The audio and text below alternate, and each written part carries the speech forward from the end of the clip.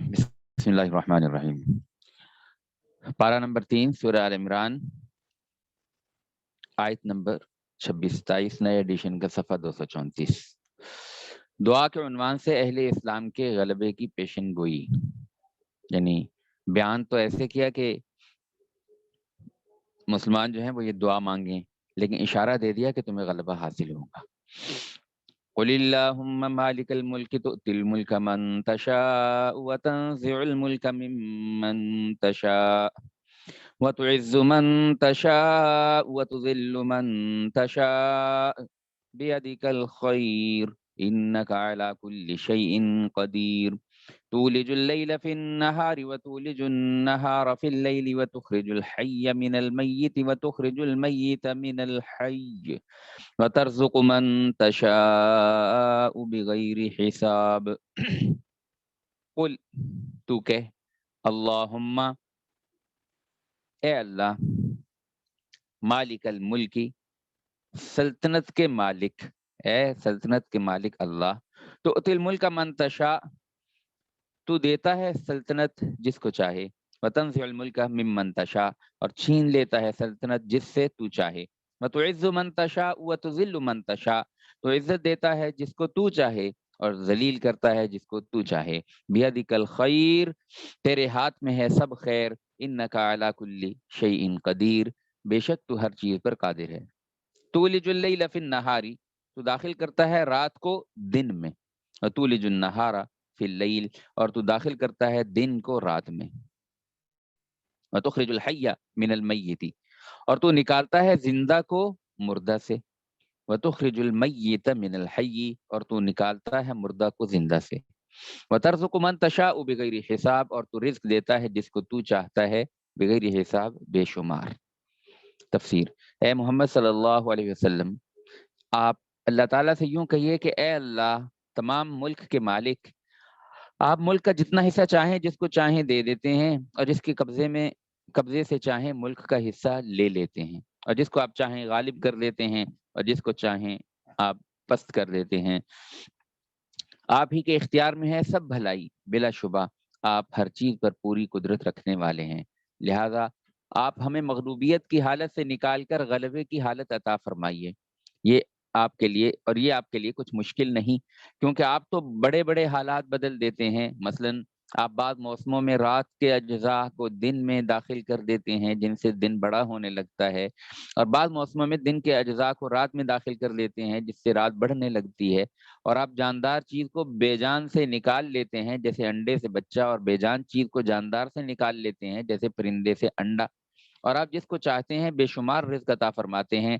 تو آپ ہم کمزوروں کو بھی افرادی، مادی اور روحانی قوت میں بڑھا دیجیے۔ فائدہ: خیر اور بھلائی کی تخصیص اس لیے مناسب ہوئی کہ یہاں خیر کا مانگنا مقصود ہے۔ ربط: اوپر دعا کے رنگ میں جب یہ ارشاد فرمایا، یہ اشارہ دیا کہ مسلمانوں کو غلبہ اور سلطنت حاصل ہوگی، تو آگے اس کی مناسبت سے چند ہدایات دیتے ہیں۔ کافروں سے دوستی کا معاملہ بالکل نہ رکھو۔ یہ چیز ایسی ہے کہ آج کی نا گلوبل ولیج دنیا ہو گئی، اس میں خامخواہ کا ایک اشکال بنا لیا۔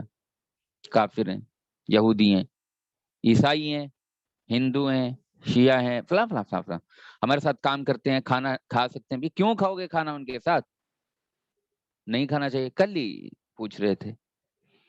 نہیں کھانا چاہیے کیوں؟ یہی وہ مواقع ہیں جن سے آگے کی راہ ہموار ہوتی ہے اور آگے بڑھ کے آدمی کے دل میں محبت آ جاتی ہے۔ مولانا خلیل الرحمن سجاد نعمانی صاحب، انڈیا والے، مولانا منظور نعمانی صاحب کے جو بیٹے ہیں، تو انڈیا میں زیادہ مشکل ہے، تو کہتے کہ مسلمان بچی کی ہندو لڑکے سے شادی، ہندو لڑکی کی مسلمان بچی سے شادی، اب یہ کیسز اتنے زیادہ آنے لگے کہ پریشان ہو گئے ہم۔ وجہ کیا؟ اسکول میں اکٹھے پڑھتے ہیں بھی، ٹھیک ہے پڑھتے ہیں، پڑھتے رہیں، کالج میں اکٹھے پڑھتے ہیں، پڑھتے رہیں، نہیں بول چال، کھانا پینا یہ سارا اکٹھا ہو رہا ہے ہی نہیں جائز، حرام ہے یہ چیز۔ دیکھنا جائز نہیں تو بات چیت کرنا، ہاتھ ملانا اور یہ کیسے جائز ہو جائے گا؟ لیکن یہ سبب ہے، یہ سارے اسباب ہیں جن سے آگے کے بڑے گناہوں کی راہ ہموار ہوتی ہے۔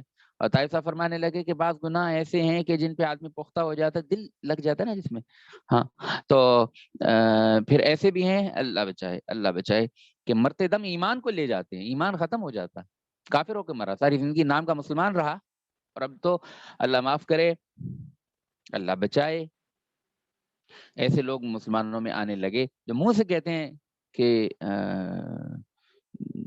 اللہ نہیں ہے۔ تو یہ حالت اب ہے کیا جی، کافروں سے اختلاط رکھیں گے، ان کو دیکھیں گے، ان کو سنیں گے۔ ایک اور لڑکا تھا، وہ انڈیا کی کسی فلم کو دیکھا تو اس کی ایکٹریس کوئی اچھی لگی، تو اب اس کے پیچھے مرتا تھا کہ وہ بہت اچھی، میں خدا کا بندہ یہ، اور یہ مسئلہ حد دیکھو جرت کی کہ علماء سے آ کے یہ مسئلے پوچھتے ہیں اور ڈسکس کرتے ہیں۔ پہلے آدمی کو شرم ہوتی تھی، کوئی حیا ہوتی تھی کہ کوئی اونچی نیچی کوئی گناہ کی بات کی بھی ہے تو یار کسی مولوی صاحب سے یا کسی دیندار کے سامنے تو اس کا تذکرہ نہ کریں۔ ایک اور صاحب آئے، اللہ ان کو جزائے خیر دے، توبہ طائب ہو گئے اب تو وہ میٹرک میں تھے، اور اسکول کی پہلی دوسری کی کوئی استانی تھی، اس سے آنکھ لڑ گئی۔ اب مسجد میں، وہیں بہاولپور کی بات ہے، آئے کہ مجھے اس کا وہ تعویذ دے دیں کہ میری شادی وہاں ہو جائے۔ نہیں کہ اس کا تعویذ سب سے بڑا یہ ہے، اما ابا کو بتاؤ اور وہاں جا کے رشتہ لے کے جاؤ۔ نہیں، وہ سید خاندان کا بچہ، سید میرا نمازی، یہ فہم دین کورس میں نے وہاں پڑھایا بہاولپور میں، تو اتنا ذہین بچہ کسی فہم دین کورس میں مجھے اور نہیں ملا۔ کوئی بات کہیں سے پھر پوچھ لو یہ کیا ہے تو ٹکا ٹک اس کو یاد ہوگی۔ اب تو امریکہ چلا گیا، شادی شدی بھی ہو گئی، لیکن یہ دور بھی گزرا۔ تہجد کے وقت مسجد میں 5 اذانیں وہ دیتا تھا، اور اس کا شکار ہو گیا بد نظری کا اور یہ کا وہ کا۔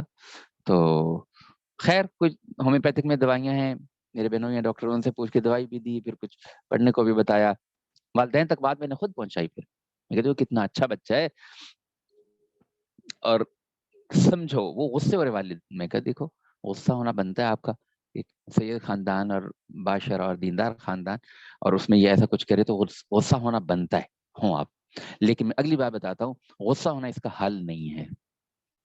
اپنے گھر کے ماحول میں دیکھیں، چیک لگائیں، پھر اس مسئلے کو سمجھیں، سنگینی کتنی ہے، تھوڑی ہے، ختم ہو جائے گی، زیادہ ہے، اس مسئلے کو سلجھائیں۔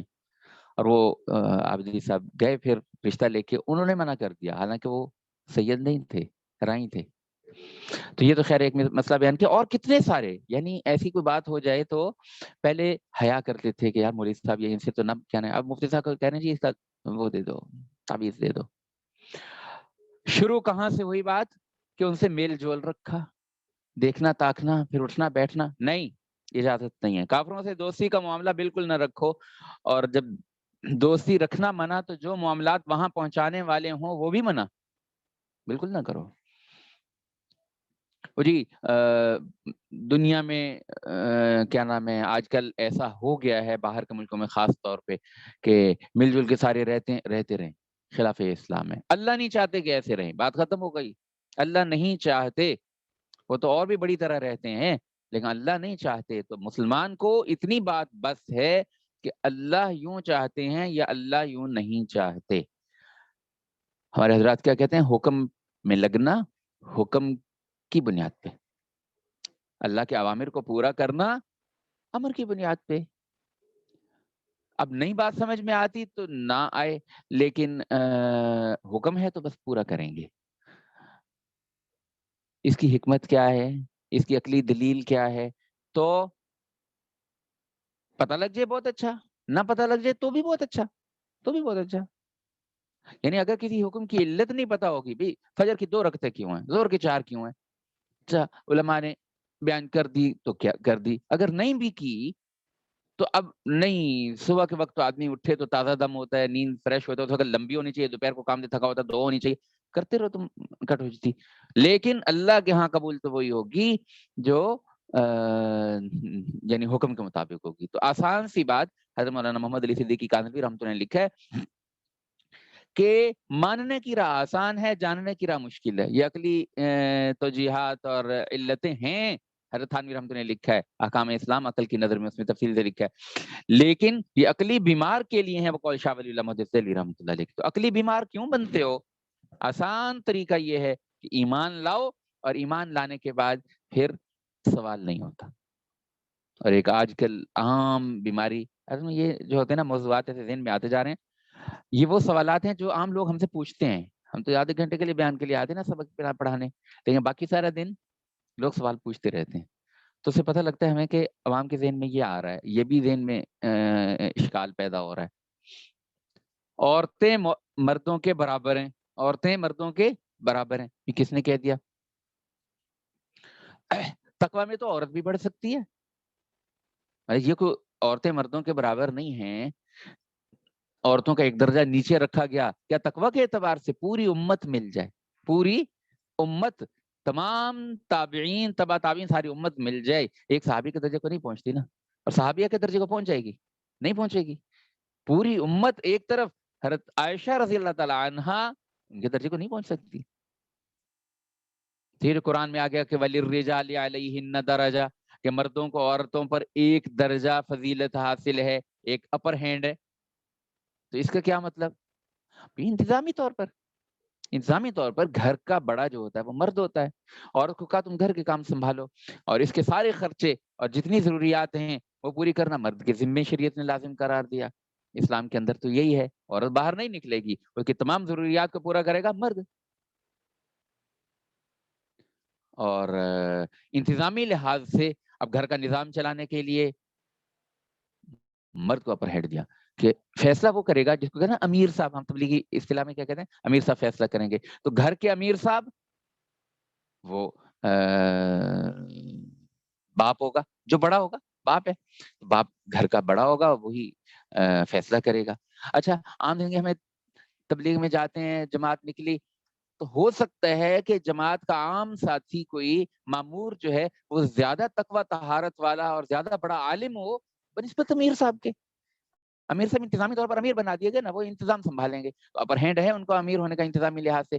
لیکن اس کا یہ مطلب کس نے نکال دیا کہ دوسرے مفضول جو ہیں تو وہ گھٹیا ہو گئے؟ گھٹیا ہونا مطلب نہیں ہے انتظامی طور پر۔ اچھا، یہ انتظامی طور پر کسی کا بڑا ہونا کسی کا نیچا ہونا ہمیں ہر شعبے میں سمجھ میں آتا ہے، ہر شعبے میں سمجھ میں آتا ہے۔ نہیں سمجھ میں آتا تو اشکال کرنے والوں کو دین کے معاملے میں سمجھ میں نہیں آتا۔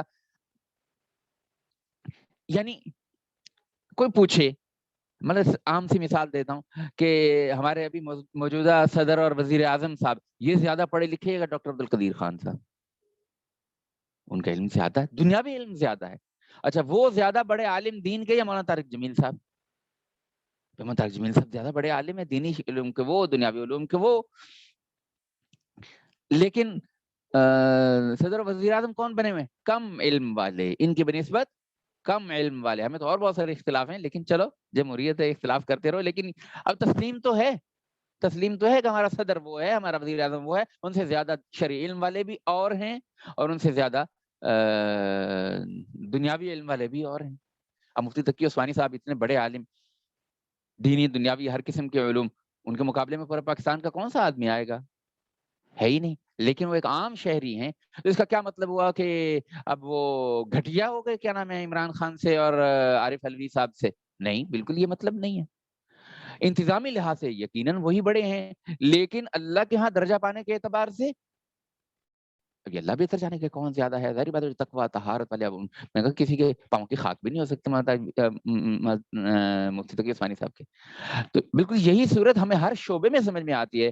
اب کتنے سارے اتنی لمبی ڈگریاں، بہالپور کا مجھے پتا ہے وہ عام ڈاکٹر کی حیثیت سے ایک شعبے کے، اور جو ایم ایس تھے وہ دوسرے ڈاکٹر ہیں۔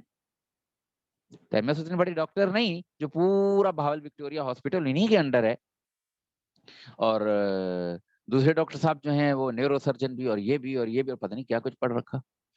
تو ہمیں ہر شعبے میں انتظامی لحاظ سے کسی کا بڑا بنایا جانا سمجھ میں آتا ہے کہ کسی ایک کو بڑا بنا کے چلا جائے گا، اور انتظامی لحاظ سے اس کی بات مانی جائے گی۔ صرف اعتراض ہے تو اس پہ کہ اسلام نے یہ کیوں کہہ دیا کہ مرد انتظامی لحاظ سے بڑا ہوگا؟ انتظامی لحاظ سے شریعت نے کہا کہ اللہ یہ چاہتا ہے کہ جو اسلامی نظام خاندان ہے، آئلی نظام، اس کے اندر مرد کو بڑا بنا کے چلو، اور اس کے اندر برکات ہیں۔ جو چلتے رہے ہیں نا آج تک ان کو پتہ ہے اس بات کا کہ امیر صاحب سے کوئی غلطی بھی ہو نا اللہ کی مدد ساتھ ہوتی ہے. تو یعنی اسلام نے یہ چاہا کہ آئلی نظام میں خاندانی نظام کے اندر مرد کی مان کے چلا جائے وَلِلرِّجَالِ عَلَيْهِنَّ دَرَجَةٌ. اب اس کا یہ مطلب کس نے کہا کہ بیوی جو ہے وہ پس گئی اور گھٹیا, یہ مطلب ہے ہی نہیں. انتظامی لحاظ سے مرد بڑا ہے, عورت جو ہے وہ انتظامی لحاظ سے اس کی مان کے چلے گی. اور جہاں جہاں پر یہ بات پائی جائے گی وہاں پر سکون, راحت, چین, اطمینان دیکھنے کو ملے گا. اللہ کا شکر ہے. یعنی میرا اپنا حساب یہ ہے کہ میری جو رائے ہوتی ہے اہلیہ کی شاید دوسری رائے ہوتی ہو, کبھی اس نے دوسری رائے کا کبھی اظہار کیا ہو, ورنہ وہ کہتی ہاں میں بھی یہی کہتی ہوں, اور مجھے بڑی راحت ہے. حتیٰ کہ بچے کی پٹائی کے اندر کبھی ضرورت پڑتی ہے, 1 دن ہو گیا 2 دن ہو گئے, ناغہ ہو رہا ہے, کھینچنے کی ضرورت ہے. صحیح بات ہے, بچے کو مارتے ہوئے دل روتا ہے, لیکن پٹائی کرنی پڑتی ہے بعض مرتبہ. مشورے سے ہم کرتے تھے پٹائی ہونی چاہیے. اب عموماً کیا ہوتا ہے کہ ابا مارتا ہے تو اماں بچاتی ہے اور اس پہ لڑائی ہو جاتی ہے. ہاں, ہم نے مشورے سے کی پٹائی بھی اگر کرنی پڑی تو کبھی ایسی صورت سامنے نہیں آئی کہ انہوں نے بچایا یا روکا ہو. پہلے مشورے سے کتنی مارنی ہے, 2-4 مارنی ہے یا تھوڑا سا زیادہ مارنی ہے یا نہیں, بس صرف ڈانٹنا ہے, مشورے سے طے کر کے بچے کے تعدیب کی, تو اختلاف بھی نہیں. تو اب یہ تو کوئی مجھ سے پوچھے یا جہاں پہ یہ مطلب ماحول پایا جاتا ہے اس سے پوچھے کہ کتنی راحت رہتی ہے اس میں کہ اپر ہینڈ والے کو اپر ہینڈ والا مانا جائے, انتظامی لحاظ سے بڑے کو بڑا مان لیا جائے. تو اچھا, بعض مرتبہ آدمی کو خیال ہوتا ہے یار فلاں مرتبہ جو میں نے یوں کہہ دیا یوں کرنا ہے تو وہ ٹھیک نہیں تھا, ویسا نہ کرنا چاہیے تھا. ہاں, تو آدمی بدل بھی لیتا ہے اور آدمی کو شرمندگی بھی ہوتی ہے, لیکن ایک بات کہ انتظامی لحاظ سے جس کو بڑا بنایا گیا اس کو بڑا رہنے دینا چاہیے. تو یہ میں چند ایسے باتیں آ گئیں کہ ہمیں اپنے نظام پہ, ہمیں اپنے شریعت کے احکامات پہ پورا اطمینان اور بصیرت ہونی چاہیے کہ جو اللہ نے کہہ دیا نا وہ ٹھیک ہے. ہمیں عقلی طور پر کوئی اس کی توجیہ سمجھ میں آوے یا نہ آوے, آگے تو اچھا, نہ آوے تو اچھا, لیکن ہے یہ بڑا, یعنی اللہ تعالیٰ ہمیں ایمان کامل عطا فرمائے کہا کہ جب اللہ اور اللہ کے رسول ایک فیصلہ کر دیں نا تو پھر مومن کو اس کی گنجائش نہیں ہے کہ اس کے دل میں کچھ خلش بھی آئے. یہ ایمان نہیں ہے, یہ ایمان نہیں ہے. اور اب تو یہ اتنا عام ہو گیا, اپنے خاندان میں کئی ہیں مطلب کزن وغیرہ خواتین ہیں, بچیاں ہیں, تو یعنی ان کو سن کے میں حیران ہوا, اشکال ہو رہا کہ مرد کا درجہ یہ زیادہ کیوں ہے, اور انتظامی لحاظ سے بڑا ہے, کوئی اللہ کے ہاں درجے کی بات تو نہیں ہو رہی, وَلِلرِّجَالِ عَلَيْهِنَّ دَرَجَةٌ, انتظامی لحاظ سے ہے. تو وجہ کیا ہے کہ دیکھتے ہیں ٹی وی, ٹاک شو اور پتہ نہیں کیا کیا, فیس بک اور اس طرح کی چیزیں پڑھ سن کے ذہن یہ بن رہا ہے ہمارا بھی تو فیوچر ہے, ہم بھی تو آزاد ہیں. کس نے کہا آزاد تو ہے مسلمان ہے ہی نہیں. تو خیر یہ بات یہ کر رہا تھا کہ کافروں سے دوستی کا معاملہ بالکل نہ رکھو, ورنہ یہ سارے اشکالات آئیں گے, ایمان کمزور ہوگا, اپنے احکامات کے اوپر, شریعت کے مسائل کے اوپر بصیرت نہیں رہے گی. یار بس ہمیں پتہ نہیں کیوں کہہ دیا 5 نمازیں پڑھنے کا, اتنی تو مصروف زندگی ہے. بھئی اللہ کو تو پتہ تھا نا کہ کتنی مصروف زندگی ہو سکتی ہے. لا یکلف اللہ نفسا الا وسعها. اللہ تو اتنا ہی مکلف بناتے ہیں نا کہ جتنا وسعت ہو. تو قیامت تک کے لیے 5 نمازیں فرض کی ہیں, اس کا مطلب ہے کہ اس کی وسعت بھی ہے, اور کرنے والے کرتے ہیں. مولانا حسن صاحب سنانے لگے کہ باہر کسی ملک میں گئے تو وہاں پہ ایک بچے کو لایا, 11 سال کا تھا, 11 سال کا, اور کہا جی 2 سال ہو گئے اس کی بچے کی تہجد بھی قضا نہیں ہوئی, تو باقی فرض نمازیں کہاں قضا ہوں گی. مولانا حسن صاحب بیان فرمایا کرتے ہیں. یہ پاکستان کی بات نہیں ہے, انگلینڈ یا کسی باہر کے ملک کی بات سنائی. تو اہتمام کرنے والوں کی تہجد بھی قضا نہیں ہو رہی, ہم کہتے ہیں مصروفیت ہے. مولانا احمد لاڈ صاحب تبلیغی جماعت سے بڑے حضرات میں سے, وہ فرمانے لگے ایک صاحب نہ کہتے جی میں آپ سے کچھ وقت چاہیے. میں کہا اچھا, کہتے میں نے ذرا ٹال دیا, اپنی مصروفیت بہت تھی. کہ دوسری مرتبہ پھر, میں کہا پتہ نہیں کیا مسئلہ ہے اس کا, دماغ کھائے گا, باہر کے لوگ پریشان ہیں. تو کہتے خیر پھر موقع تھوڑا سا تھا فراغت کا, وہ آ گیا, حضرت میں بہت ضروری مشورہ کرنا ہے. میں کہا جی کہیے. تو وہ مسئلہ کیا بیان کیا کہ حضرت میں یہاں سے یہاں جاتا ہوں, 1.5 گھنٹے کی ڈرائیو ہے جہاں پہ میری جاب ہے, اور گھر اس میں 1.5 گھنٹے کی ڈرائیو ہے, اور 1.5 گھنٹے واپس آتا ہوں, تو 3 گھنٹے یہاں لگ جاتے ہیں. میرے 4 یا 6 گھنٹے روزانہ مسجد میں دینے کے مطلب طے ہیں. میں 8 گھنٹے تک نہیں آ پا رہا، یہ مسئلہ ہے، یہ مسئلہ جس پہ وہ پریشان ہے کہ میں کیسے 8 گھنٹے روزانہ مسجد میں دیا کروں، یہ نہیں ہو پا رہا۔ تو عرض یہ کر رہا تھا کہ مسائل کی یعنی نوعیت اور اس کے رخ کے بدلنے کی ضرورت ہے۔ کون کہتا ہے 5 نمازیں پڑھنے کا وقت نہیں ہے؟ ایسے لوگ، یہ باہر کا کینیڈا کا مسئلہ بتا رہے ہیں کہ روزانہ 8 گھنٹے نہیں دے پا رہا، 6 گھنٹے دے پا رہا، اس کو پریشانی ہو رہی ہے، 3 گھنٹے میرے سفر میں گزر جاتے ہیں، میں کیا کروں؟ لیکن یہ تو وہ کرے گا نا جس کا ماحول، دل، دماغ، روح اسلامی ہوگی، ورنہ کافروں کی سنیں گے، کافروں کو دیکھیں گے، کافروں کو سوچیں گے تو پھر اشکال ہوگا۔ اسلام نے 5 نمازوں کا حکم کیوں دیا؟ اسلام نے مرد کو عورت سے ایک انتظامی درجہ اوپر کیوں دیا ہے؟ الی آخر ہی لمبی لائن ہے۔ تو اس کا آسان حل کیا بتایا کہ کافروں سے دوستی کا معاملہ بالکل نہ رکھو، کیونکہ جب کفار کی قباحتیں، مثلا آیات کا انکار، اللہ اور رسول سے عداوت وغیرہ معلوم ہو چکی، تو ایسے قبیح اور برے اور خدا اور رسول کے دشمنوں سے دوستی کہاں مناسب ہے؟ لا يتخذ المؤمنون الكافرين أولياء من دون المؤمنين ومن يفعل ذلك فليس من الله في شيء إلا أن تتقوا منهم تقاه ويحذركم الله نفسه وإلى الله المصير قل إن تخفوا ما في صدوركم أو تبدوه يعلمه الله ويعلم ما في السماوات وما في الأرض والله على كل شيء قدير يوم تجد كل نفس ما عملت من خير محضرا وما عملت من سوء تود لو أن بينها وبينه أمدا بعيدا ويحذركم الله نفسه والله رؤوف بالعباد لا يتخذ المؤمنون الكافرين أولياء من دون المؤمنين، نہ بنائے مسلمان کافروں کو دوست مسلمانوں کو چھوڑ کر۔ وَمَن يَفْعَلْ ذَلِكَ، اور جو کوئی کرے یہ کام کہ کافروں سے دوستی کرے، فَلَيْسَ مِنَ اللَّهِ فِي شَيْءٍ، تو وہ نہیں ہے اللہ سے دوستی رکھنے میں کسی شمار میں، إِلَّا أَن تَتَّقُوا مِنْهُمْ تُقَاةً، مگر یہ کہ کرتے ہو تم ان سے بچاؤ، مطلب کسی سے بچنا ہے۔ اب مثال کے طور پر باہر کمائی کے لیے جاتے ہیں، وہاں پہ باس جو ہے وہ کوئی کافر ہے، تو اگر ہم اس کے ساتھ مل کے نہ رہیں تو پھر وہ نقصان پہنچائے گا، تو ایسے موقع پہ تھوڑا ملنے جلنے کی گنجائش ہے۔ الا ان تتقوا منهم تقى ويحذركم الله نفسه، اور ڈراتا ہے تم کو اللہ اپنے سے، وإلى الله المصير، اور اللہ ہی کی طرف لوٹنا ہے۔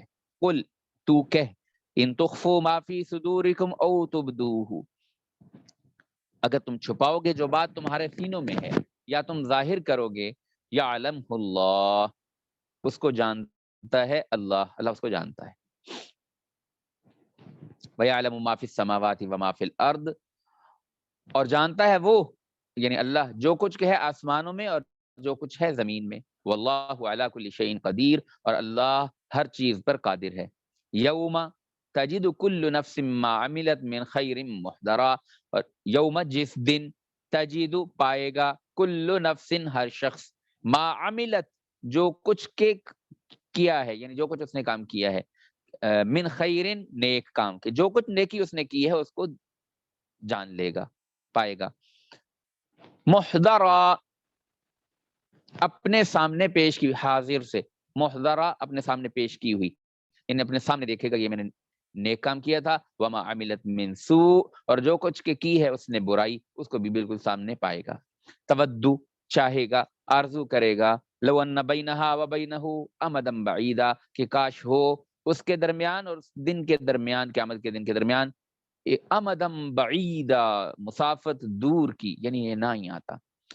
وَيُحَذِّرُكُمُ اللَّهُ نَفْسَهُ، اور ڈراتا ہے تم کو اللہ اپنے سے۔ وَاللَّهُ رَؤُوفٌ بِالْعِبَادِ، اور اللہ بہت مہربان ہے بندوں پر۔ تفسیر، مسلمانوں کو چاہیے کہ ظاہری یا دلی طور سے کفار کو دوست نہ بنائیں، مسلمانوں کی دوستی سے تجاوز کر کے، یعنی مسلمانوں کو چھوڑ کے کافروں کو دوست بنا رہے ہیں۔ اور آج کل یہ بزنس پارٹنر ہے میرا، یہ ہے وہ کافر ہیں، اور مسلمان مر گئے ہیں کیا؟ مسلمانوں کے ساتھ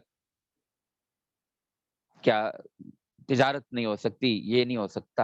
اور یہ بھی ایک ایسی بیماری یاد آ گئی کہ کافر بڑے ایماندار ہیں اور مسلمان اللہ معاف کرے، یہ بھی بات کہی جاتی ہے۔ کہتے ہیں روایات میں ہے کہ اللہ کے عرش جو ہے نا اس کو غصہ آتا ہے اس بات پہ. وہ ایسے نا جس آدمی غصے سے تھر تھراتا ہے، اے اللہ ایک مسلمان کے مقابلے میں کافر کی تعریف کی گئی، مجھے اجازت دے. بس اللہ روک لیتے ہیں. اور ہمارے ہاں عام ہے مسلمانوں سے تو کافر اچھے. یہ کافروں کا تأثر ہے. آپ صلی اللہ علیہ وسلم نے ارشاد فرمایا یہ کافر لوگ ان کے جیسے کالے گناہگار دل ہیں، ان سے پوری دنیا بھر جائے، پوری دنیا بھر جائے، اور ایک مومن ایمان والا اس سے اچھا ہے، اچھا ہے، چاہے وہ کوئی عمل نہ کرتا ہو، بے عمل ہو، لیکن دل کے اندر ایمان کا نور ہے نا، یہ پوری دنیا کے کفر سے اچھا ہے. اور ہم بڑے آرام سے ان کے چند ایک جس کو ہم اخلاق کہتے ہیں، مولانا احمد بہاولپوری صاحب اس کو اغراض کہتے تھے. گاہک آیا، گاہک کو چائے پانی بوتل پوچھی جا رہی ہے، کیوں؟ یہ سگا لگتا ہے، مامے کا پتر ہے؟ نہیں.